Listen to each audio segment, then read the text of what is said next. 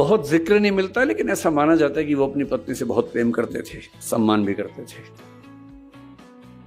उनकी पत्नी को तबीयत खराब हुई, कुछ इन्फेक्शन हुआ, मुंबई लेके गए 1908 में। कामा अस्पताल वहां का अच्छा बड़ा अस्पताल था, वहां उनका एडमिशन हुआ। डॉक्टर ने कहा कुछ दिन दवाइयां देंगे, ठीक हो जाएंगी तो सर्जरी करनी पड़ सकती है, लेकिन कुछ दिन दवाइयों पे चलेगा। दवाइयां होने लगी, कुछ ठीक होने लगी। इतने में आनंद से एक जानकारी आई कि उनका एक परिचित, उसके ऊपर सरकार ने हत्या का मुकदमा लगा दिया है। और उसने कहा कि आप, क्योंकि पटेल इंग्लैंड से पढ़ के आए बैरिस्टर थे, कोई मजाक तो था नहीं, उनकी तूती बोलती थी अपनी वकालत में। मित्र ने कहा कि आप आएंगे तो बच पाऊंगा, वरना तो इस सरकार का इरादा कुछ सही लग नहीं रहा है। तो पत्नी को ठीक स्थिति में देखकर ये कहे कि मैं 2-4 दिन में छुड़ा के आता हूं। आनंद आ गए वापस। संयोग से उसके 2 दिन के बाद डॉक्टर्स ने पाया कि आज स्थितियां ठीक हैं, सारे जो पैरामीटर से ठीक हैं, आज ही सर्जरी करना ठीक रहेगा। तो सर्जरी कर दी, उनकी एब्सेंस में कर दी।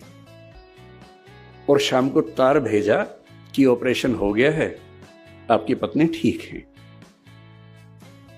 तो इनको भी सुकून था। अगले दिन भी कोर्ट में तारीख लगी हुई थी उस मुवक्किल को बचाने की।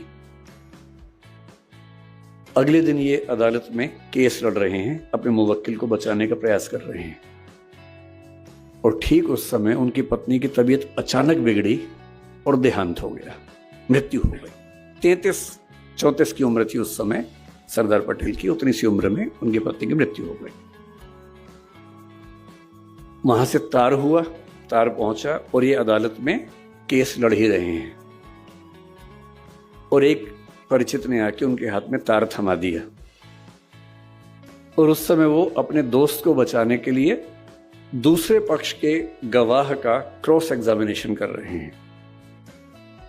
तार पढ़ा, तार में लिखा है कि आपकी पत्नी की मृत्यु हो गई है। लगभग वही स्थिति है। ऐसे में कौन काम करना चाहेगा? कोई भी ये चाहेगा कि फिलहाल मैं यहां से जाऊं, दुख अपना कम करूं, परिवार के साथ बैठूं। और उनके दिल में एक ही बात आ रही है कि मेरा निजी दुख तो अपनी जगह है, लेकिन अगर मैं इस बिंदु पे हट गया तो वो तो चली गई, ऐसा ना हो कि ये भी चला जाए। और 1-2 मिनट का अंतराल, मन ही मन में अपने आप से बातचीत, तार को मोड़ के जेब में रखा, जिरह की, दोस्त को बचाया। और कार्यवाही खत्म होने के बाद दोस्त ने पूछा क्या तार आया था। और तब पहली बार किसी को पता लगा कि इतनी बड़ी बात हो गई है।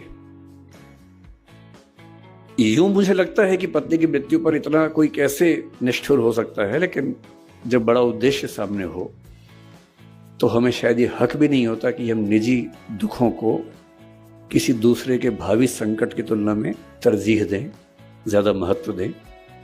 जिसमें अपनी भावनाओं पर इतना नियंत्रण करने की सामर्थ्य होती है, सच्चा नेता वही होता है। ये हर किसी के बस की बात नहीं है, बहुत ताकत चाहिए ऐसा होने के लिए।